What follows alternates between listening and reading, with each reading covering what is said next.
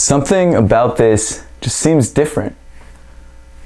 Maybe it's that it's in 4K. What's up everybody, I'm Seth Fowler and today I'm reviewing the brand new Adidas Ultra Boost Clima.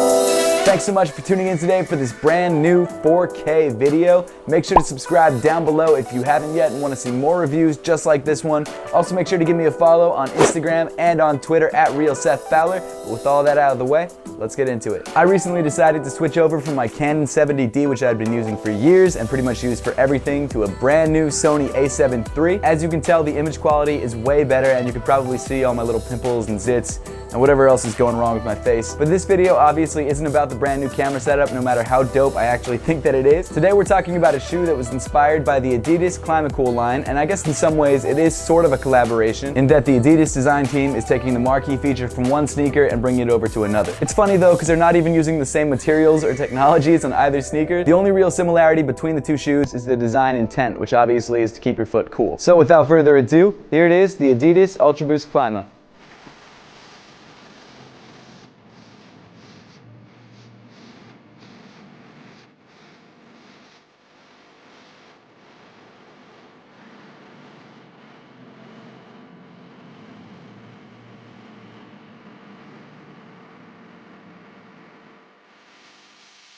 Right off the bat, you can tell that the construction of this Ultra Boost is pretty different than previous versions. The most obvious difference is the obscene number of perforations all over the upper and even on the midfoot cage. These perforations or holes are a lot larger than what you find on your regular Ultra Boost, and that's obviously to increase airflow to the foot. Something that I guess isn't that important, but I found kind of interesting, is that the Adidas Futurecraft actually has similar sized perforation holes on the toe and is also a pretty well ventilated sneaker. In fact, other than the actual thickness of the Primeknit, the toes of each sneaker might be identical. So as I'm sure you know by now about newer Ultra Boost sneakers, the entire upper is made up of Primeknit. As I mentioned before, the Primeknit is littered with ventilation holes all the way from the toe to the back of the midfoot. Not only that, but in sort of a cool throwback, Adidas made the perforation hole pattern on this sneaker the same as what you find on the Adidas Ultra Boost 1.0, except larger. The thickness of the Primeknit feels pretty much identical to what you find on the Ultra Boost 4.0, at least to the touch. Around the edges of the toe, you have these white flecks that accent the sneaker. I'm not a huge fan of those, and also to be frank, I'm actually not a huge fan of this colorway in general. My whole thought on triple black sneakers is that if you're actually trying to make a triple black sneaker and market it as such, which Adidas did, because this triple black version of the Clima is actually $20 more expensive than any of the other Clima colorways that dropped. They're marketing it as the limited version of the Clima, and that's probably because of the painted boost midsole, but the shoe should actually be all black and not have some sort of weird shade of dark gray on the upper. The reason I paid the extra 20 bucks and picked up this shoe over the regular Climas is because I just wanted another triple black Ultra Boost, because my 3.0s are starting to wear down and I wanted a shoe that I could pretty much rock with anything. Unfortunately, after getting this in hand, while I do think it's actually a good sneaker overall, the colorway just doesn't do it for me. As you could probably tell already from the stunning 4K video, the upper really isn't a true black. If you compare it to the triple black Ultra Boost 3.0 from last year, you can definitely tell that there's a pretty big difference between the two colors of the upper. With that being said though, this is all a personal preference and my own opinion. You could definitely disagree. Continuing back on the sneaker, you find the other big difference between this Ultra Boost and previous Ultra Boost, the midfoot cage. Rather than it being the 3 separate stripes that you find on most Ultra Boosts, this time around Adidas opted to make it one piece. And that's kind of weird to me, because you'd think this being the more ventilated version of the shoe, bigger perforations, larger holes would actually be better, but instead what Adidas did is add this pressed Primeknit 3D panel. This panel has a fabricy, sort of almost like thin cardboardy feel to it, so it's definitely thinner than the regular TPU. And yes, there are a bunch of perforations throughout this panel. That gave me an idea. Let me try something.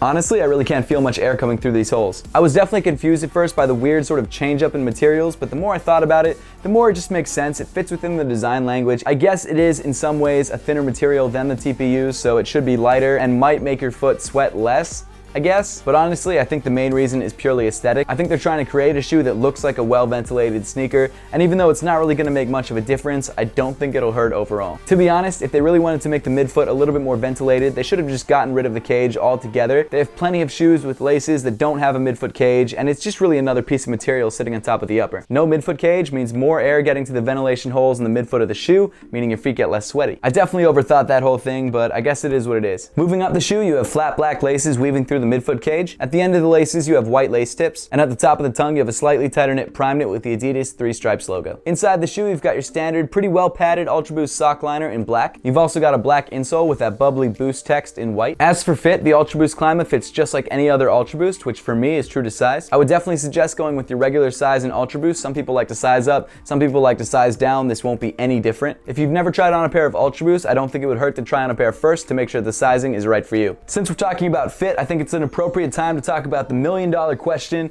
does the Ultra Boost Clima actually ventilate your foot more than a regular Ultra Boost? And the answer is yeah, it does. It's not a huge difference, but it's definitely noticeable. And to be honest, the only area that I really noticed it was in the toe, and that's because there's just nothing covering it up. And the way I tested this was by wearing a regular Ultra Boost on one foot and an Ultra Boost Clima on the other foot and just kind of going about my day. One thing I've got to say though is that this is not the most ventilated Adidas runner that I've ever worn. Actually, it's funny, the most ventilated Ultra Boost style shoe that I've ever worn was the Adidas Futurecraft 4D. And there was a couple reasons for that. The first, obviously, you had large perforation holes all throughout the shoe. The second was that the Primeknit was a lot thinner than what it is in the Ultra Boost Clima. And the third is that the 3D printed midsole acts sort of like a hollow mesh, so air could just kind of go right through it. And when you take out the insole of the shoe, there really isn't any material between your foot and that sort of 3D printed mesh, so air actually comes right up when you're walking and hits you right in the bottom of the foot. So in my opinion, the Futurecraft 4D is a far more ventilated shoe than the Ultra Boost Clima, but to be honest, the resale price of that shoe is insane, so this is definitely a second best option. Continuing around to the back of the shoe, you've got this matte black ridged heel cup. On the lateral side of the heel cup, you've got your Ultra Boost text in gloss black. Moving down the shoe, you get to the Ultra Boost claim to fame, the Boost midsole. I've said it a million times, so I won't say it again.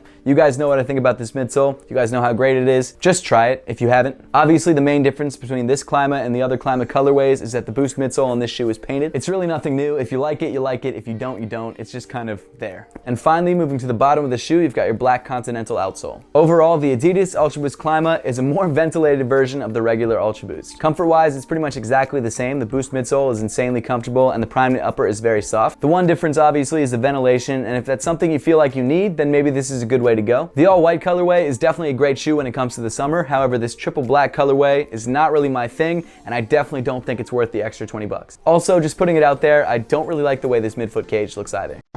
Now that we've got the review out of the way, let's throw these guys on feet and see how they look in 4K.